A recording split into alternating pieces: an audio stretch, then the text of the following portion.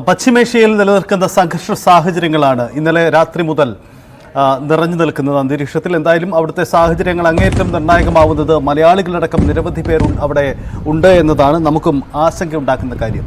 Hamas Hezbollah നേതാക്കളുടെ വധത്തിന് പ്രതികാരമായി ഇസ്രയേലിന് നേരെ ഇറാൻ ആക്രമണം നടത്തിയതോടെയാണ് പശ്ചിമേഷ്യ ഇത്ര കലുഷിതമായ സാഹചര്യങ്ങളിലേക്ക് നീങ്ങുന്നത്. ഇസ്രയേൽ നഗരങ്ങളെ ലക്ഷ്യമാക്കി തൊടുത്ത 200-ലധികം ബാലിസ്റ്റിക് മിസൈലുകളിൽ 90% ലക്ഷ്യം കണ്ടതായാണ് ഇറാൻ അവകാശപ്പെടുന്നത്.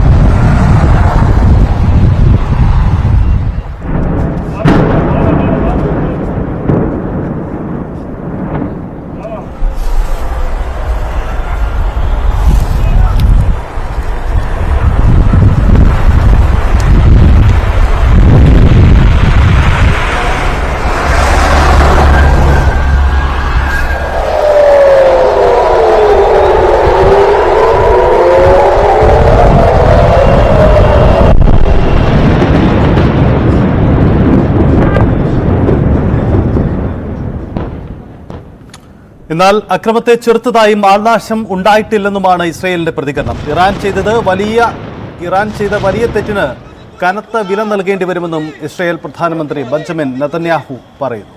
UN സുരക്ഷാ കൗൺസിലിന്റെ അടിയന്തര യോഗം ഇന്ന് ചേരുകയാണ്. അതിനിടയിൽ ഇസ്രയേൽ നഗരമായ ടെൽ അവീവിൽ നടന്ന വെടിവയ്പിൽ 6 പേർ കൊല്ലപ്പെട്ടു. ഇസ്രയേലിലുള്ള ഇന്ത്യക്കാർക്ക് വിദേശകാര്യ മന്ത്രാലയവും ജാഗ്രതാ നിർദ്ദേശം ഇന്നലെ മുതൽ തന്നെ നൽകിയിട്ടുണ്ട്. പാലസ്തീനിലെയും ലബനിലെയും ഇറാനിലെയും കമാൻഡർമാരെ കൊലപ്പെടുത്തിയതിന് പ്രതികാരമായിട്ടാണ് ഇസ്രയേലിന് നേരെയുള്ള അക്രമമെന്ന് ഇറാൻ റവല്യൂഷണറി ഗാർഡ് മേധാവി ഹുസൈൻ സലാമി പറയുന്നു.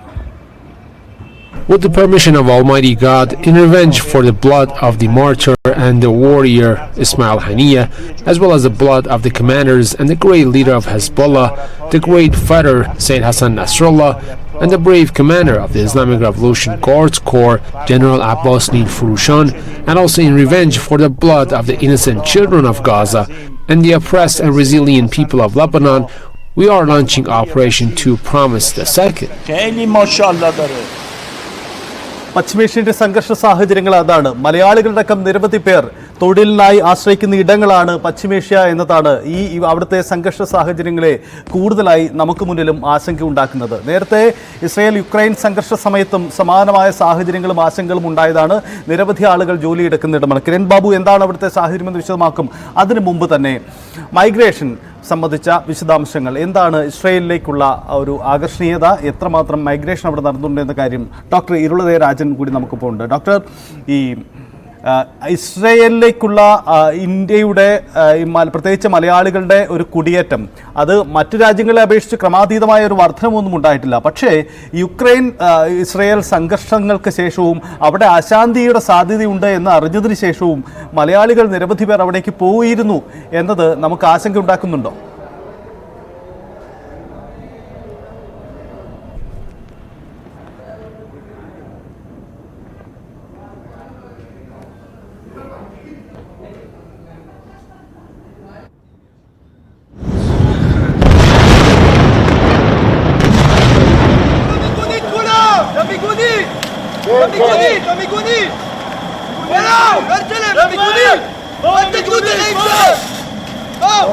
അത് അങ്ങനെ നീങ്ങുകയാണ്. കിരൺ ബാബു നമുക്കൊപ്പം ചേരുന്നു. കിരൺ, പശ്ചിമേഷ്യൻ സംഘർഷ സാഹചര്യങ്ങൾ പരിശോധിക്കുമ്പോൾ ആ യുദ്ധം, ആ പ്രദേശത്തിന്റെ പ്രത്യേകത, അങ്ങനെ നിരവധി സാഹചര്യങ്ങൾ പരിശോധിക്കേണ്ടതുണ്ട്. 1970 മുതൽ ആരംഭിച്ച ഒരു ശീതയുദ്ധ സമര സാഹചര്യങ്ങളൊക്കെയാണ് പല ഘട്ടങ്ങളിലായ ഏറ്റുമുട്ടലിലും നീക്കങ്ങളിലേക്കും പോകുന്നത്.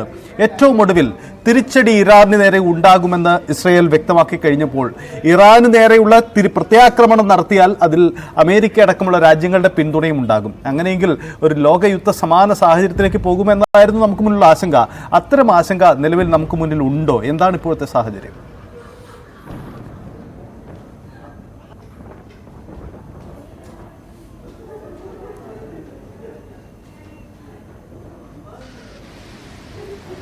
കിരൺ, കേൾക്കാൻ കഴിയുന്നുണ്ടെങ്കിൽ പശ്ചിമേഷ്യയുടെ ഇപ്പോഴത്തെ അവസ്ഥ എന്താണ്? ഇന്നലെ ഇന്ത്യൻ സമയം രാത്രി സമയങ്ങളിലൊക്കെ സമയമുണ്ടായ സാഹചര്യമല്ലല്ലോ ഇപ്പോൾ സ്ഥിതിഗതികൾ ശാന്തമായിട്ടുണ്ടോ? എന്താണ് സാഹചര്യങ്ങൾ? ഫോൺ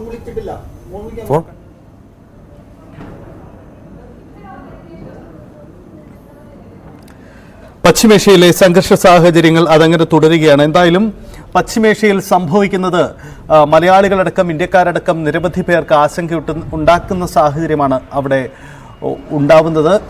നിലവിൽ ഇറാന് നേരെ തിരിച്ചടി ഉണ്ടാകുമെന്ന സൂചന ബെഞ്ചമിൻ നെതന്യാഹു പറഞ്ഞിട്ടുമുണ്ട്. അത് സ്വാഭാവികമായും ഉണ്ടാക്കുന്ന ആശങ്കകൾ ചെറുതല്ല. പശ്ചിമേഷ്യയിലെ രാജ്യങ്ങൾ തമ്മിൽ ഏറ്റുമുട്ടുമ്പോൾ ആ സംഘർഷം അതൊരു ലോകയുദ്ധ സമാനമായ സാഹചര്യത്തിലേക്ക് നീങ്ങുമോ എന്നതാണ് പ്രധാനപ്പെട്ട കാര്യം. ഇന്ന് UN അടിയന്തര കൗൺസിൽ യോഗം ചേരുന്നുണ്ട്. സ്വാഭാവികമായി ഈ കൗൺസിൽ യോഗത്തിൽ ഒരു വെടിനിർത്തൽ നിർദ്ദേശം തീർച്ചയായും ഉണ്ടായി വരും. പക്ഷേ അത് ഇരു രാജ്യങ്ങളും എങ്ങനെ അംഗീകരിക്കും എന്നതും പ്രധാനപ്പെട്ട കാര്യമാണ്. അത് സംബന്ധിച്ച നീക്കങ്ങളും എങ്ങനെ ഉണ്ടാകുമെന്നതാണ്. ഇന്നലെ വീണ ബാലിസ്റ്റ് കിരൺ ബാബു നമുക്കൊപ്പമുണ്ട്. കിരൺ, ലോകരാജ്യങ്ങൾ പശ്ചിമേഷ്യയുടെ സംഘർഷം ഒരു ലോകയുദ്ധമായി പരിണമിക്കുമോ എന്ന ആശങ്കയാണ് ഇന്നലെ രാത്രി ഇന്ത്യൻ സമയം നമുക്ക് മുന്നിലുണ്ടായിരുന്നത്. പക്ഷേ അതിൽ നിന്ന് മാറി ഇപ്പോൾ ഇറാന് നേരെയുള്ള തിരിച്ചടിക്ക് ഇസ്രയേൽ വൈകുന്നു എന്ന ഒരു സാഹചര്യമുണ്ട്. അങ്ങനെയെങ്കിൽ ഒരു സമാധാനമുണ്ടാകുമോ? UN സുരക്ഷാ കൗൺസിൽ യോഗത്തിൽ അത് സംബന്ധിച്ച നിർദ്ദേശങ്ങൾ ഉണ്ടാകുമോ? സജിത്ത്, ഈ പശ്ചിമേഷ്യയിൽ അശാന്തമായി നിൽക്കുകയാണ്. അതൊരു പൂർണ്ണമായ ഒരു യുദ്ധത്തിലേക്കാണ് പോകുന്നതെങ്കിൽ സ്വാഭാവികമായും അത് ബാധിക്കുക പശ്ചിമേഷ്യയെ മാത്രമല്ല ഇന്ത്യ അടക്കമുള്ള രാജ്യങ്ങളെ, പ്രത്യേകിച്ച് യൂറോപ്യൻ രാജ്യങ്ങളെയൊക്കെ ബാധിക്കുന്നതാണ്. പശ്ചിമേഷ്യയുമായി വലിയ തരത്തിലുള്ള വാണിജ്യ ബന്ധം അമേരിക്കയ്ക്കായാലും യൂറോപ്യൻ രാജ്യങ്ങൾക്കായാലും എല്ലാം ഉണ്ട്. അമേരിക്ക ഇസ്രായേലിന്റെ പങ്കാളിയായതുകൊണ്ട് തന്നെ സ്വാഭാവികമായും അമേരിക്ക പരസ്യമായി തന്നെ അങ്ങനെ ഒരു പിന്തുണ ഇസ്രായേലിന് നൽകുകയും ഇന്നലെ തന്നെ അമേരിക്ക പരസ്യമായി സമ്മതിക്കുകയും ചെയ്തിട്ടുണ്ട്. ഇറാനിൽ നിന്നുള്ള മിസൈലുകളെ പ്രതിരോധിക്കാൻ വേണ്ടി അമേരിക്കൻ നാവികസേനയുടെ സഹായം ഇസ്രായേലിന് ലഭിച്ചു എന്നുള്ളത്. കരിങ്കടൽ ഇടുക്കിൽ കിടക്കുന്ന 2 പ്രധാനപ്പെട്ട യുദ്ധക്കപ്പലുകളുണ്ട്. ആ യുദ്ധക്കപ്പലുകളിൽ നിന്ന് ഇതിനെ പ്രതിരോധിക്കാൻ വേണ്ടിയുള്ള സംവിധാനങ്ങളുടെ സൈനിക സഹായം ലഭിച്ചിരുന്നു. അത്തരത്തിലുള്ള സഹായം ഇനിയും ലഭിക്കും. പക്ഷേ അമേരിക്കയ്ക്കായാലും ലോകത്തിലെ പ്രധാനപ്പെട്ട രാജ്യങ്ങളൊക്കെ ആയാലും പശ്ചിമേഷ്യയിൽ ആകപ്പാട് ഒരു വലിയ യുദ്ധത്തിലേക്ക് പോകുന്നത് അവരുടെ എല്ലാം വാണിജ്യ ബന്ധത്തെ പ്രധാനമായും തടസ്സപ്പെടുത്തുന്ന ഒന്നാണ്. ഇതുവരെയും ഉണ്ടായിരുന്നത് ഹമാസുമായി, ഗസയിൽ ഹമാസുമായിട്ടുണ്ടായ ഒരു യുദ്ധമാണ്. കഴിഞ്ഞ ഒക്ടോബർ 7 ആരംഭിച്ചപ്പോൾ 1 വർഷത്തോളം നീളുന്ന ഈ യുദ്ധം. പക്ഷേ ഈ യുദ്ധം കൊണ്ട് ഈ യുദ്ധത്തിൽ ഉണ്ടായതുപോലെ ആയിരിക്കില്ല. ഇറാൻ എന്ന് പറയുന്ന ഒരു രാജ്യവും ഇസ്രായേൽ എന്ന് പറയുന്ന രാജ്യവും തമ്മിൽ നേരിട്ട് ഒരു യുദ്ധത്തിലേക്ക് വന്നു കഴിഞ്ഞാൽ സ്വാഭാവികമായും അങ്ങനെ ഹമാസിനെ പോലെ എണ്ണത്തിൽ കുറവോ അല്ലെങ്കിൽ പഴയ ശക്തി ക്ഷയിച്ച ഒരു സംഘടന അല്ല ഹിസ്ബുള്ളയെ സംബന്ധിച്ച് ലോകത്തിലെ തന്നെ പ്രധാനപ്പെട്ട ഒരു സ്റ്റേറ്റിനുള്ള സ്റ്റേറ്റ് ഇൻ ദി സ്റ്റേറ്റ് എന്നൊക്കെ പറയുന്ന സംവിധാനത്തിലേക്കുള്ള അതിൽ സ്വന്തമായി സൈനികരുള്ള ആയുധശേഷിയൊക്കെ ഉള്ള ഒരു രാജ്യമാണ്. ലോകത്തിന്റെ വിവിധ പശ്ചിമേഷ്യൻ രാജ്യങ്ങളിൽ ഇവരുടെ ആളുകളുടെ സാന്നിധ്യം ശക്തമായി തന്നെയുണ്ട്. അങ്ങനെ തിരിച്ചടിക്കാൻ പര്യാപ്തമായ ശേഷിയുള്ള രാജ്യമാണ്. ഇറാൻ നേരിട്ട് യുദ്ധത്തിലേക്ക് ഏർപ്പെടുമ്പോൾ ഇറാനും ആ തരത്തിലേക്കൊക്കെ ഉള്ള ശേഷിയുള്ളതാണ്. ഇറാന്റെ ആണവ ശേഷിയെക്കുറിച്ചൊക്കെ ലോകരാജ്യത്തിന് പലപ്പോഴും ഭയപ്പാട് കൂടിയുള്ളതാണ്. അങ്ങനെ ഒരു രാജ്യവുമായി ഇസ്രായേൽ ഒരു യുദ്ധത്തിലേക്കാണ് പോകുന്നതെങ്കിൽ സ്വാഭാവികമായും അത് ആ പശ്ചിമേഷ്യൻ രാജ്യങ്ങളെ ആകെ പലതരത്തിൽ ബാധിക്കാൻ സാധ്യതയുണ്ട്. നിലവിൽ UAEയും സൗദി അറേബ്യ അടക്കമുള്ള രാജ്യങ്ങൾ അമേരിക്കയുമായി ചേർന്ന് നിൽക്കുന്നു, അല്ലെങ്കിൽ അമേരിക്കയുമായി സൗഹൃദത്തിലൊക്കെ നിൽക്കുന്നെങ്കിലും ആ മേഖലയാകെ ഒരു യുദ്ധത്തിലേക്ക് പോയി കഴിഞ്ഞാൽ പലപ്പോഴും ഈ രാജ്യങ്ങളുടെ നിലപാടുകൾ മാറ്റമുണ്ടാകാൻ സാധ്യതയുണ്ട്, അല്ലെങ്കിൽ മറ്റു രാജ്യങ്ങളിലൊക്കെ നിലപാടുകളിലൊക്കെ മാറ്റമുണ്ടാകാൻ സാധ്യതയുണ്ട്. ആ രാജ്യങ്ങളൊക്കെ യുദ്ധത്തിലേക്ക് വലിച്ചിഴക്കപ്പെടാനും ഒക്കെ സാധ്യതയുണ്ട്. നമുക്ക് പ്രധാനമായും ഇതൊക്കെ പരിശോധിക്കുന്നതിന് മുമ്പ് ഇസ്രായേലിൻ്റെ ഇപ്പോഴത്തെ സ്ഥാനം എങ്ങനെയാണ്, ഇസ്രായേലും ഇറാനിൽ നിന്ന് എങ്ങനെയാണ് ഈ ബോംബുകൾ വരുന്നത്, ആ ഒരു ഇതുകൂടി നമുക്ക് പരിശോധിക്കേണ്ടതുണ്ട്. നമുക്ക് ഫുൾ സ്ക്രീനിലേക്ക് വന്നു കഴിഞ്ഞാൽ അത് കുറേ കൂടി വ്യക്തമായി കാണാം. ഇതാണ് ഇസ്രായേൽ എന്ന് പറയുന്ന രാജ്യം നിൽക്കുന്നത്. ഇസ്രായേൽ എന്ന് പറയുന്ന ഈ ചെറിയൊരു രാജ്യമാണ് ഇസ്രായേൽ. ഈ ഇസ്രായേലിൻ്റെ രാജ്യത്തിൻ്റെ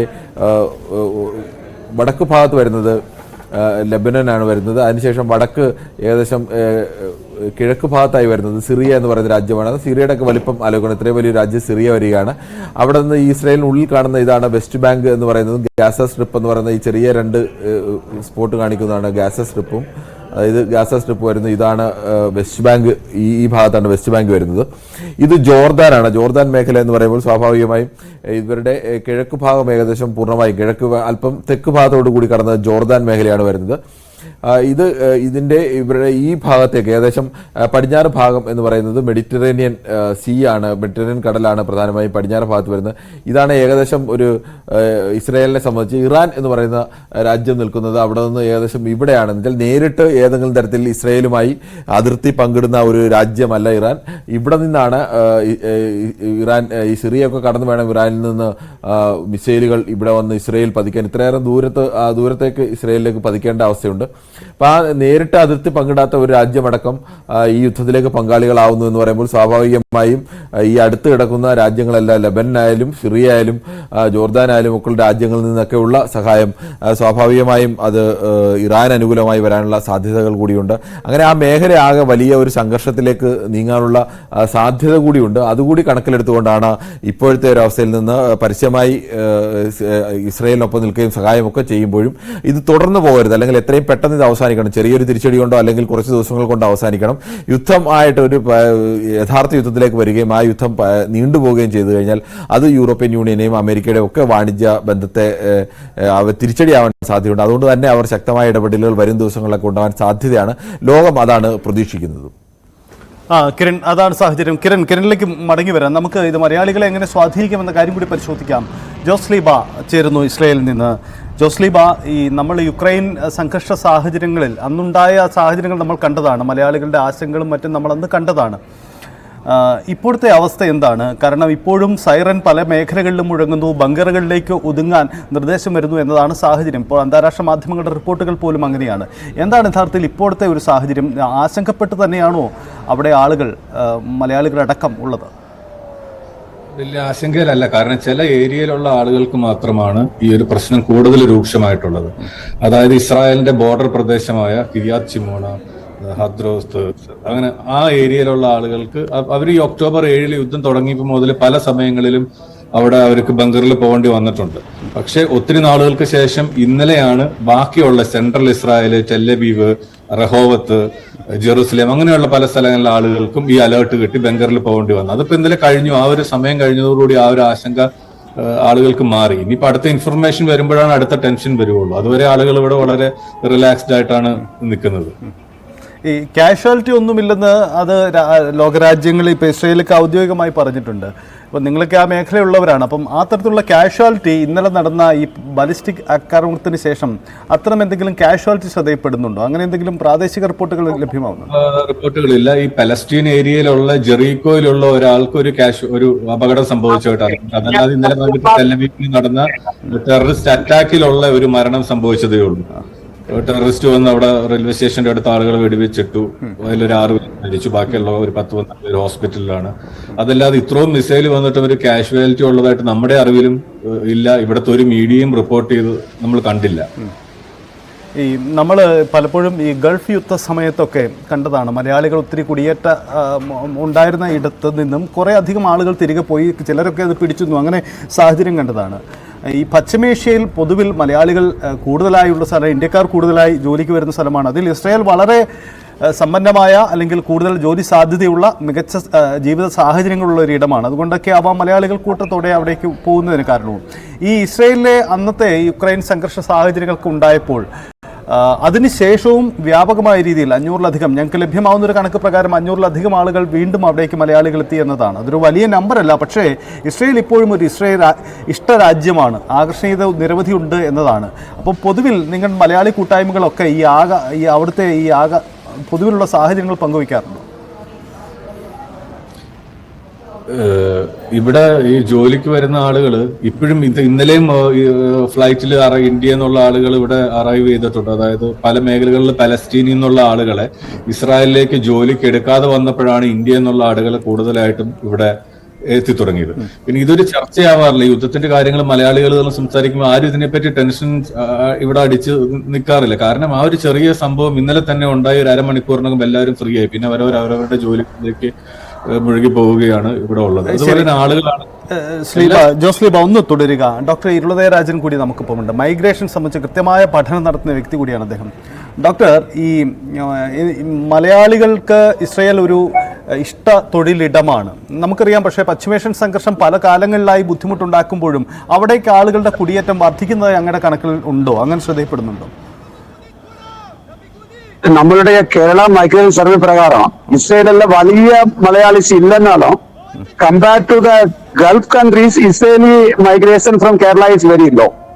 But the point is that when there is a peace, there is no problem. I think rather than going as a housemaid to Gulf countries, women can go as a care worker, because I think a lot of women are there as a care worker, as nurses and other occupations. Okay. Number may be small, but they may be earning a very handsome money compared to even Gulf countries like Dubai or Abu Dhabi or Qatar. I think there is an attraction for them.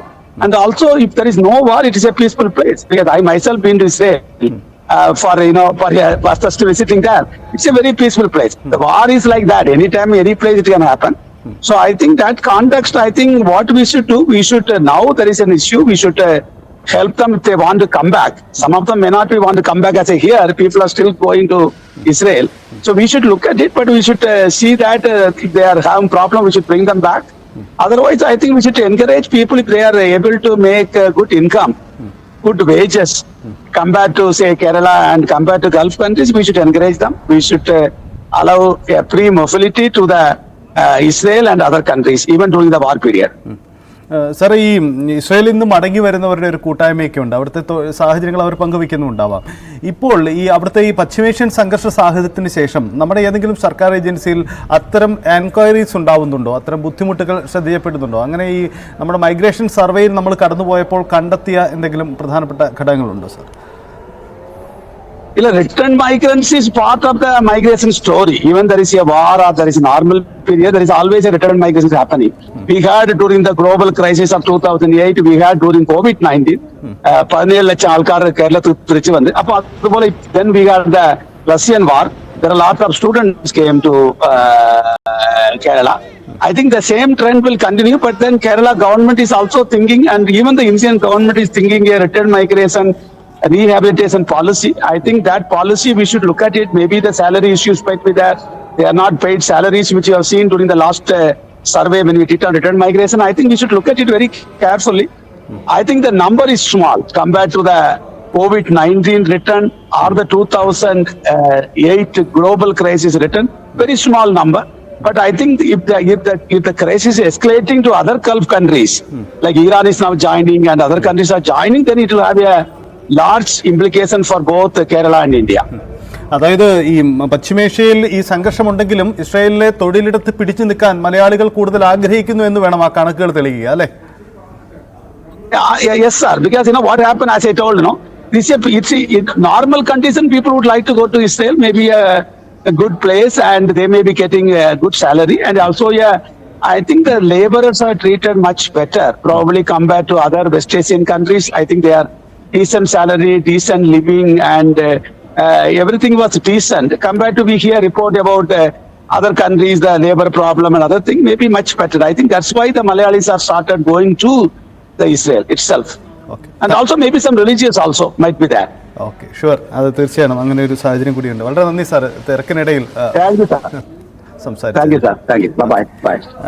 Shri ജോസ്ലീബ, ഇപ്പോൾ ഇരുളരാജൻ ഈ migration survey സംബന്ധിച്ച് പഠനം നടത്തിയ ഒരാളാണ്. അദ്ദേഹം ഇതിൻ്റെ ഒരു സാഹചര്യം പറയുകയാണ്. എന്തായാലും മലയാളികൾക്ക് ഈ സംഘർഷ സാഹചര്യങ്ങൾ ഉണ്ടെങ്കിലും ആ തൊഴിലെടുത്ത് പിടിച്ചു നിൽക്കുക, മലയാളികൾ എന്നല്ല പൊതുവിൽ കുടിയേറ്റ മേഖലകളിലുള്ളവർക്ക് പിടിച്ചു നിൽക്കുക എന്നൊരു സാഹചര്യം അവിടെ ഉണ്ടാവാം. അതാണ് അദ്ദേഹം പറഞ്ഞത്. ഇപ്പോൾ ഈ സംഘർഷ സാഹചര്യം സംബന്ധിച്ച് നിങ്ങൾക്ക് മറ്റെന്തെങ്കിലും അറിയിപ്പുകൾ കിട്ടുന്നുണ്ടോ? അതായത് ഇപ്പം വിദേശകാര്യ മന്ത്രാലയത്തിൻ്റെ ഒരു അലർട്ട് എല്ലാവർക്കും കൈമാറിയിട്ടുണ്ട്. അതിനപ്പുറത്തേക്ക് പുതിയ അലർട്ടുകൾ എന്തെങ്കിലും നിങ്ങൾക്ക് ലഭ്യമായിട്ടുണ്ടോ? പുതിയ അലർട്ടുകളൊന്നും ലഭ്യമല്ല. എംബസിയിൽ ഇന്നലെ എംബസിയിൽ നിന്ന് ഒരു ഇൻഫർമേഷൻ ആയിരുന്നു, എല്ലാവരും ഇരിക്കണം അല്ലെങ്കിൽ പുറത്തധികം ട്രാവൽ ചെയ്തിരിക്കണം. അതേപോലെ തന്നെ ഇവിടുത്തെ ഹോം ഫ്രണ്ട് യൂണിറ്റ് ഇവരുടെയൊക്കെ ഇൻഫർമേഷൻ ഉള്ളപ്പോഴാണ് ആളുകൾ ബങ്കറിൽ പോയിരിക്കുന്നത്. ആ സമയമൊക്കെ നേരത്തെ അറിയിക്കും അവര്. പക്ഷെ ഇന്ന് അതിനുശേഷം വേറെ ഇൻഫർമേഷൻസ് ഒന്നും ഉണ്ടായിട്ടില്ല. അതേപോലെ ഇപ്പം ജോലിയുടെ കാര്യം പറഞ്ഞ പോലെ കെയർ ഗിവേഴ്സ് മാത്രമല്ല, ഈ പലസ്തീൻ വാറിന് ശേഷം ഇസ്രായേലിലേക്ക് ഏറ്റവും കൂടുതൽ ആളുകൾ ജോലിക്ക് പോയിക്കൊണ്ടിരുന്നത് പലസ്തീനിൽ നിന്നാണ്. അപ്പൊ ആ വാറിന് ശേഷം കെയർ ഗീവേഴ്സ് അല്ലാതെ എല്ലാ കൺസ്ട്രക്ഷൻ സെക്ടറിലും tile fixing, mason, truck drivers, ഇങ്ങനെയുള്ള എല്ലാ കാറ്റഗറിയിലേക്കും ഇസ്രായേൽ ആളുകൾ കേരളത്തിൽ നിന്ന് ആളുകൾ എടുക്കുന്നുണ്ട്. കേരളത്തിൽ നിന്ന് ആളുകൾ കൂടുതൽ താല്പര്യമാണ് ഇവിടെയുള്ള ഇസ്രായേലുകൾക്ക്, കാരണം അവർ നന്നായിട്ട് വർക്ക് ചെയ്യുന്നുള്ള ഇതുണ്ട് ബാക്കിയുള്ള സംസ്ഥാനങ്ങളെ അപേക്ഷിച്ച്. ഏകദേശം 2 ലക്ഷം രൂപയ്ക്ക് മേളിൽ സാലറി ഉണ്ട് ഇവിടെ ആളുകൾക്ക്, കേരളത്തിൽ നിന്ന് വരുന്നവർക്ക്. ഈ നമുക്ക് അവിടുത്തെ തൊഴിൽ സാഹചര്യം ഊഹിക്കാം. ഈ അലേർട്ട് ഇപ്പം ഈ ചില മേഖലകളിലൊക്കെ വീണ്ടും സൈറൻ മുഴങ്ങുന്നു, അലേർട്ട് ലഭിക്കുന്നു എന്നാണ്. ഒരുപക്ഷെ മലയാളികളോ ഇന്ത്യക്കാരോ ഉള്ള സ്ഥലത്തായിരിക്കില്ല, അതുകൊണ്ടായിരിക്കാം നിങ്ങളിലേക്ക് അലേർട്ടുകൾ വരാത്തത്, അല്ലേ? അല്ല ഇല്ല, പക്ഷെ ഇപ്പോഴും ഞാൻ പറയും, ബോർഡറിന്റെ അടുത്തുള്ള ലെബനൻ ബോർഡറിന്റെ അടുത്തുള്ള സിറ്റികൾ, ഇസ്രായേലിലെ സിറ്റികളിലാണ് എപ്പോഴും ഈ അലേർട്ട് നിലനിൽക്കുന്നത്.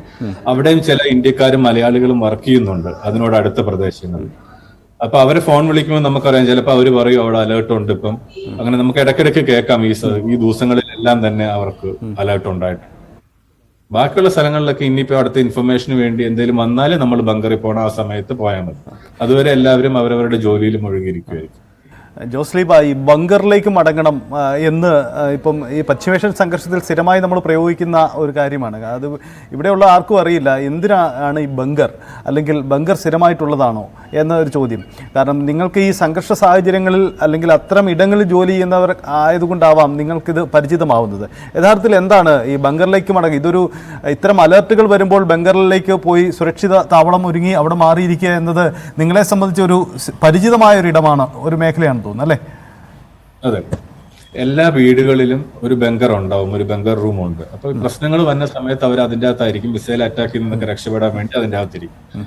ഇപ്പം ലേറ്റസ്റ്റ് ആയിട്ട് ഇസ്രായേലിൽ പണിയുന്ന ഫ്ലാറ്റുകളിലെല്ലാം ഒരു ബെഡ്റൂം ഈ ബങ്കർ ആയിരിക്കും. ശരി, അത് സ്റ്റീൽ ഉപയോഗിച്ച് പണിതതായിരിക്കും. അപ്പൊ മിസൈലിന്റെ അറ്റാക്ക് കിട്ടാതിരിക്കാനുള്ള സംവിധാനങ്ങളായിരിക്കും. പിന്നെ പണ്ട് കാലത്തെ ഫ്ലാറ്റിലൊക്കെ അതിന്റെ അടിയിൽ ഒരു ബങ്കർ ഉണ്ട്. അപ്പൊ എല്ലാവരും വന്ന് അതിന്റെ അടിയിലായിരിക്കും ഇരിക്കുന്നത്. യെസ്, എന്തായാലും വളരെ നന്ദി ജോസ്ലീബ. എന്തായാലും അവിടുത്തെ സംഘർഷ സാഹചര്യങ്ങളിൽ അയവുണ്ടായി എന്നതാണ് നമുക്ക് ഇപ്പോൾ ആശ്വാസകരമാവുന്നത്. താങ്കളെയൊക്കെ ഞങ്ങൾ ബന്ധപ്പെടാം. അവിടുത്തെ സാഹചര്യങ്ങൾ അവസ്ഥ മോശം ആവുകയാണെങ്കിൽ നമുക്ക് കൂടുതലായി പരിശോധിക്കേണ്ടതുണ്ട്. കിരൺ ബാബു തുടരുന്നുണ്ട്. കിരൺ, നമുക്ക് തൽക്കാലം ആശ്വാസകരമായ സാഹചര്യമുണ്ട്. പക്ഷേ ഈ യുദ്ധത്തിൻ്റെയും സംഘർഷത്തിൻ്റെയും ചരിത്രം പരിശോധിക്കുമ്പോൾ പശ്ചിമേഷ്യ എന്നും ഈ ഒരു തർക്കഭൂമിയാണ്. അവിടെ പലതരത്തിലുള്ള ഏറ്റുമുട്ടലുണ്ട്. ഒരേ സമയം ഇസ്രായേൽ 3-4 രാജ്യങ്ങളിലേക്ക് ആക്രമണം നടത്തി എന്നതാണ് ഈ അറബ് രാജ്യങ്ങൾ ഉന്നയിക്കുന്ന ഒരു വാദം പോലും. യഥാർത്ഥത്തിൽ ഇതിൻ്റെ ഒരു ചരിത്രം പരിശോധിക്കുന്നത് രസകരമാവും, വളരെ ഇൻഫോർമേറ്റീവ് ആവും തോന്നും. എന്താണ് യഥാർത്ഥത്തിൽ പശ്ചിമേഷ്യയിലെ ഈ സംഘർഷ സാഹചര്യം?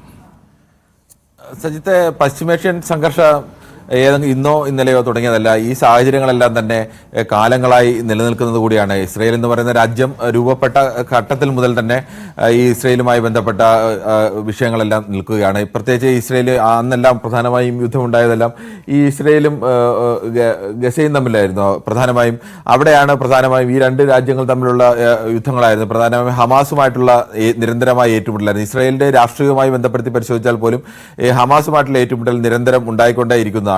ഇസ്രായേലിനെ സംബന്ധിച്ച് നമുക്കറിയാം, ഇസ്രായേൽ ചെറിയൊരു രാജ്യമാണെങ്കിൽ പോലും കേരളത്തെക്കാൾ ഒക്കെ ചെറിയ ഒരു രാജ്യമാണ്. 1 കോടിയിൽ താഴെ 95.6 ലക്ഷം ആളുകൾ മാത്രം ജനസംഖ്യയുള്ള ഒരു രാജ്യമാണ് ഇസ്രായേൽ എന്നത് ആലോചിക്കണം.